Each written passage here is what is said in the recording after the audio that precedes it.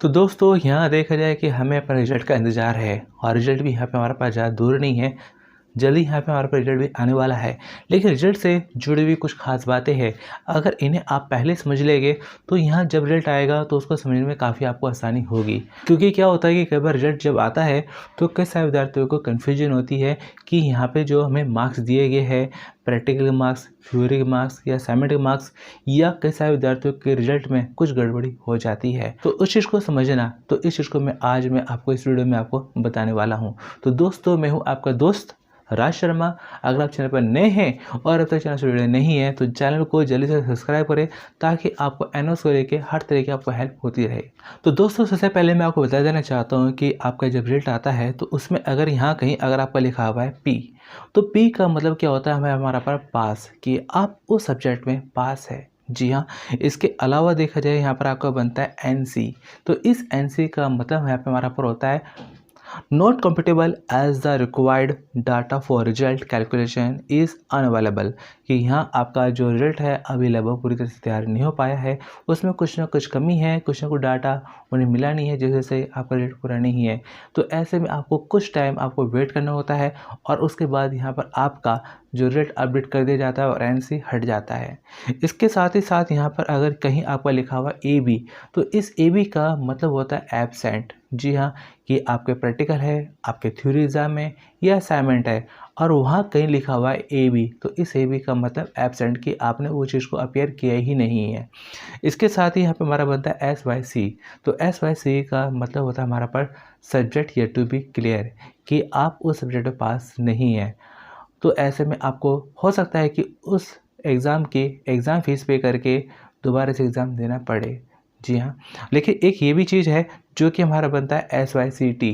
जी हाँ, जो कि स्पेशली यहाँ पे हमारा पर क्लास 12th में आता है एस वाई सी टी, क्योंकि क्लास 12th में थ्योरी और प्रैक्टिकल दोनों में पास होना ज़रूरी होता है। अगर इन केस अगर आपके किसी सब्जेक्ट में लिखा हुआ है एस वाई सी टी, यानी कि subject yet to be clear in theory, क्या प्रैक्टिकल पास है लेकिन थ्योरी में पास नहीं है, तो ऐसे में आपको हो सकता है कि दोबारा एग्ज़ाम देना पड़े। आपने एग्ज़ाम फीस आपकी जाएगी और जब अगली बार एग्ज़ाम होगा तो आपको उस सब्जेक्ट का प्रैक्टिकल आपको दोबारा नहीं देना होगा, सिंपली आपको थ्योरी एग्ज़ाम आपको देना होगा। लेकिन एक यहाँ पे हमारा पर और बनता है जो कि बनता है हमारा पर एस वाई सी पी, यानी कि subject yet to be clear in practical, कि आप थ्योरी में पास है लेकिन प्रैक्टिकल में पास नहीं है।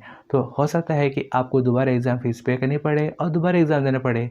लेकिन एस वाई सी पी में जब आप दोबारा एग्ज़ाम देंगे तो आपको थ्योरी एग्ज़ाम देने की ज़रूरत नहीं है, देना चाहे तो दे सकते हैं, लेकिन प्रैक्टिकल आपको जरूर देना है, क्योंकि प्रैक्टिकल वजह से आपको सब्जेक्ट में पास नहीं है।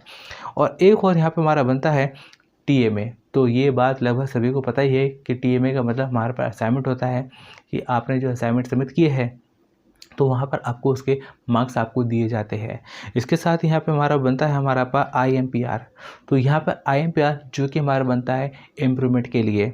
तो पास एंड अपीयर फॉर इम्प्रूवमेंट, जी हाँ, कि आप ऑलरेडी पास थे लेकिन किसी सब्जेक्ट में शायद आपको लगा कि मार्क्स कम हैं या किसी न किसी सब्जेक्ट का जो है कि अपना एग्ज़ाम नहीं दे पाए थे, तो ऐसे में आपने उस सब्जेक्ट की एग्ज़ाम फीस पे करी और ऑलरेडी पास थे लेकिन आपने जो है कि दोबारा एग्ज़ाम दिया, तो ऐसे में आ जाता है IMPR।